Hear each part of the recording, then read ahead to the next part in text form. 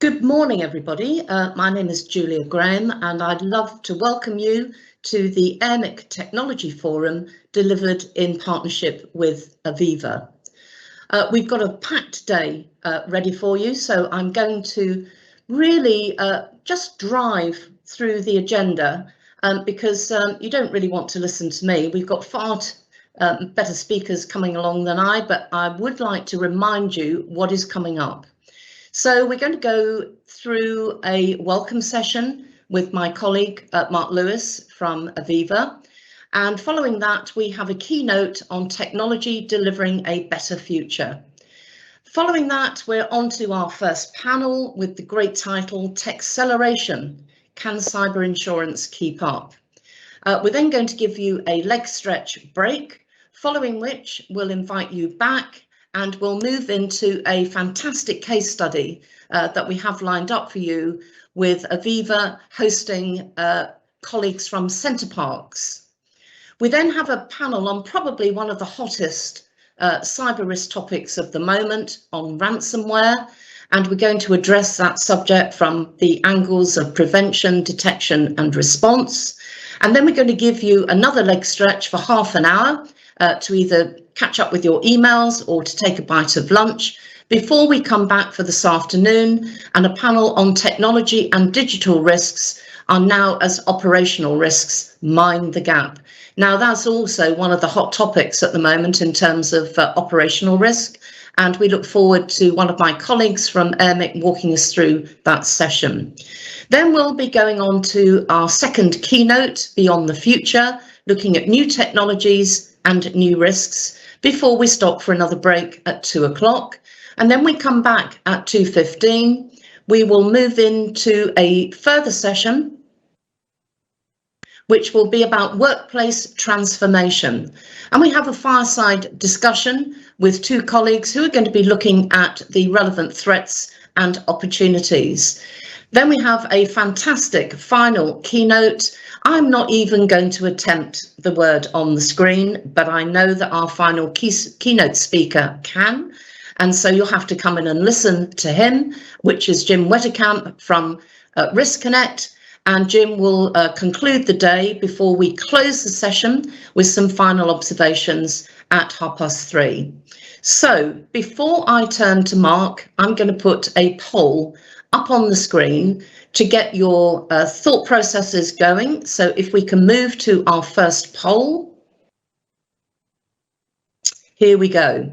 So of the following options, which is the greatest business challenge of the pandemic? And we'd like you to pick one of these options of maintaining the speed of innovation, driving and sustaining business growth, managing the morale of our people, how and when to return to the workspace, or dealing with uncertainty. I'm sorry, you can only pick one. And having completed that poll, we're going to share the results of that with you at the end of the day and talk through our impressions of what you've told us. So we'll give you a few minutes, and then I'm now going to turn to our speaker, Mark Lewis.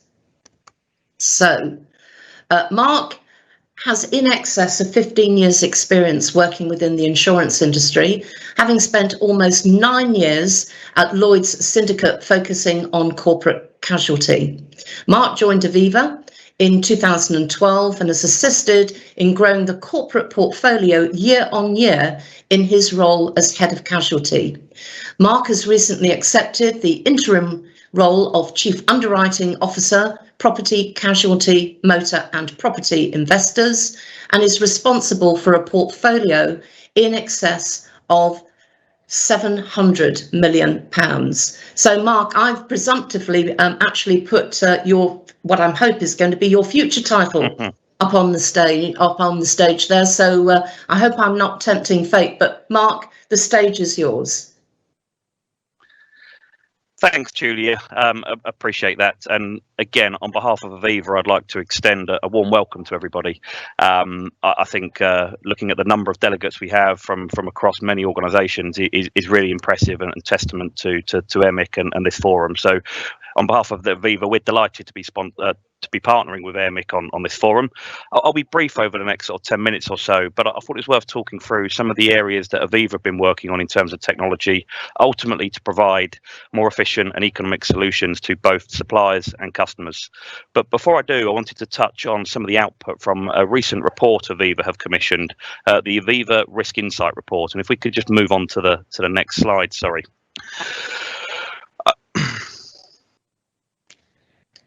Sorry, thank you. Over the last sort of few months, Aviva have commissioned a significant piece of work trying to understand the attitude of risk from UK business. We've spoken to over 1,250 industry leaders within the UK to try and understand their risk, and we built that into a report which we can share with you. I think it's received very strong feedback in the market, which we're delighted with. And for us, it gives us a view and insight into what our customers want and where we can support those customers. One of the first questions as part of that report that we asked our customers, what do they see as the 10 biggest risks facing their organisation? You see on the left-hand side there that there's a top 10 categories there, and it's not surprising that public health concerns during the middle of the pandemic was the number one key concern. And then as we scroll through that list, and I won't touch on all of them, but I think it's fair to say as we work through that list, there's a number that touch on technology. A number of those challenges and issues all have an underlying focus on technology. And the findings of that report, 48% of business leaders that we spoke to increased their digital adoption of technology during the pandemic. Larger businesses invested more money, and I'll come on to that on the second slide shortly. But I think if we look at number 3 there, in business and supply chain supply chain interruption, I think if we look at the way in which technology is being used, that continues to change the nature of the business interruption risk. We need to respond to that as an insurance industry, making sure we're supporting clients with the right level of support in terms of risk management and indeed the insurance product. Brand reputation also features heavily. Organisations are concerned around impact to their brand. I think given that the world of the internet now and the social sharing economy, public opinion can change quite quickly in a matter of seconds. So again, technology is really important in terms of managing overall brand. Cyber, which I'm sure will feature quite heavily throughout the day, is increasingly becoming a key risk for businesses as technology platforms increase. Again, as an industry, we need to find solutions. Again, if we look at skilled labour, which also features in that top 10, I think as we embrace more technology, adopt more technology, the pace of that technology that changes, it's becoming harder to attract skilled workers and keep those skilled workers relevant as technology changes. And then at number 10, not surprisingly, is new and challenging technology. I think during the pandemic, the report, the Aviva Insight report, sort of highlighted that 22% of businesses have invested in or plan to invest in new technology during the period of 2021. So I think if we look at the key challenges facing business over the next 12 months, technology features heavily or in a number of those key top 10 areas identified. If we could just move on to the next slide, please. And again, this is sort of an extract that we've taken from the report. How has the COVID-19 impacted the way that we use technology? Then it's split the answers by SMEs, mid-market customers and corporate customers, those with a turnover in excess of £100 million. And I think it's fair to say we can see that the use of technology has increased right across the spectrum. However, it's clear that those larger upper mid-market customers and corporate customers are investing more, embracing more technology. And I think on the very right-hand side there, we can see that 54% of SME customers felt that there'd been no change in technology in their workplace. Is this a concern? I think as the economy starts to bounce back, I think the different way in which various businesses have embraced technology, I think that could potentially lead to an uneven recovery of the economy potentially. If we move on to the next slide, sorry, and I'll just talk here for a couple of minutes in terms of ongoing developments that Aviva have been working on in terms of, I think we've spoken at these events before when we've partnered with AIRMIC, and Aviva, as one of their core values, historically has had a digital first strategy. That was something that was embedded into the business, embraced back in 2015. Again, Signature was our digital garage over in Hoxton Square, where we really embraced that digital first strategy. Since then, that the strategy's moved slightly. I think it's fair to say that innovation and technology has become embedded in the business. So it hasn't had to become a digital first strategy. It's become embedded in the business. Recently, we've appointed a chief distribution officer, Ben Luckett, who's been with Aviva for in excess of 15 years, having previously led Aviva Ventures, which is a fund that invests in startups looking to transform the insurance industry. So Ben has created an innovation team, and that is now driving some of that innovation in business. And we're pleased to say we're one of the first insurers in the UK to sign up to the UK government's Fintech pledge, which ultimately sets global leading standards for the establishment of partnerships between large financial institutions, banks and insurance companies and Fintech firms. We're working very closely with Fintech firms to drive technology in the financial services industry. Working closely, signed up to the 5 key principles, which in the spirit of time I won't go into today, but they talk about embracing the fintech organisations, providing clear feedback, working closely with them.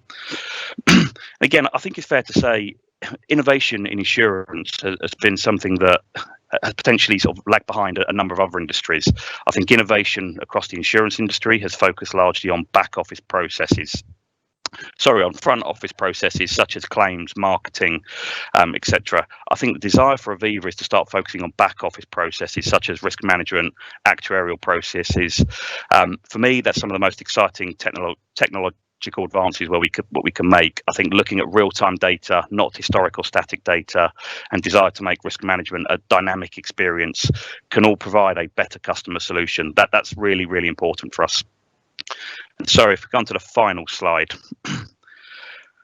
Again, Aviva are one of the largest insurers across both the personal lines and commercial lines market, and I think we've been looking at the future of motor. I think it's fair to say that the motor market has not materially changed over the last 50 years. However, there's a current technology revolution.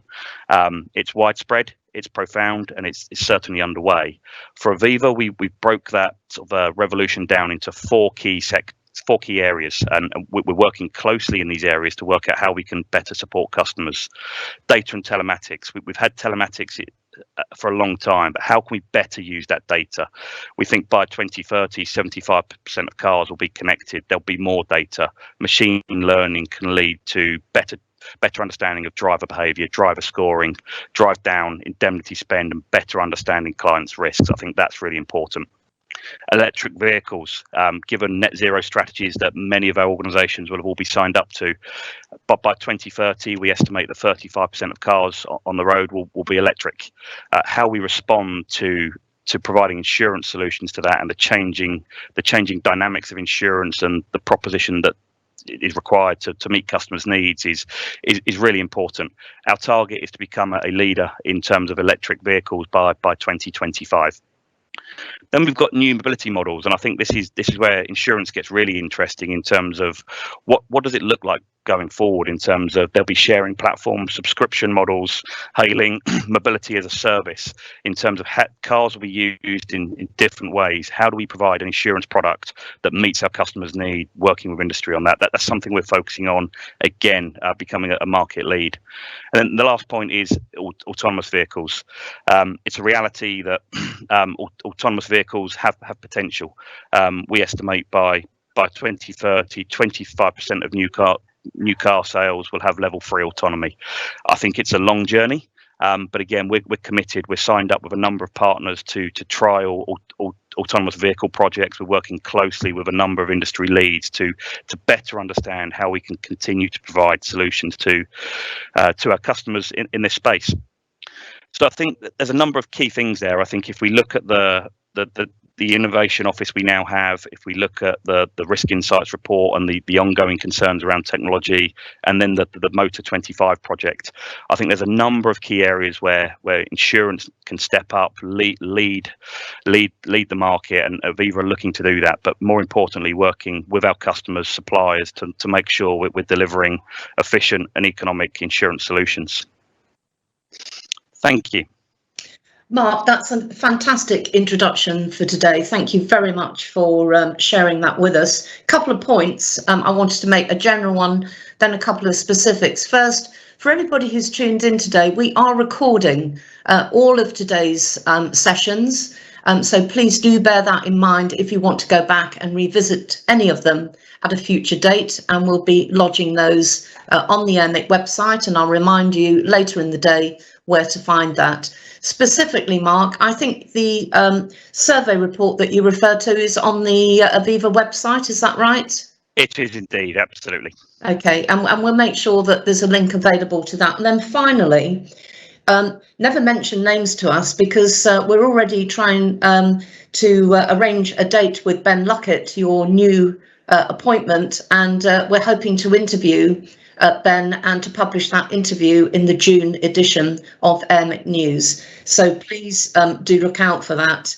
And then one final comment, you mentioned UK Fintech. I noticed yesterday that Louise, better known as Lou Smith at Lloyds, was appointed yesterday as the chair of Innovate Finance, the industry body for UK Fintech. And Louise is actually on one of our panels later in the day. So we'll look forward to Louise sharing with us her thoughts in the fintech space. So Mark, thank you very much indeed for joining us. And I'm now going to move on to our first keynote speaker.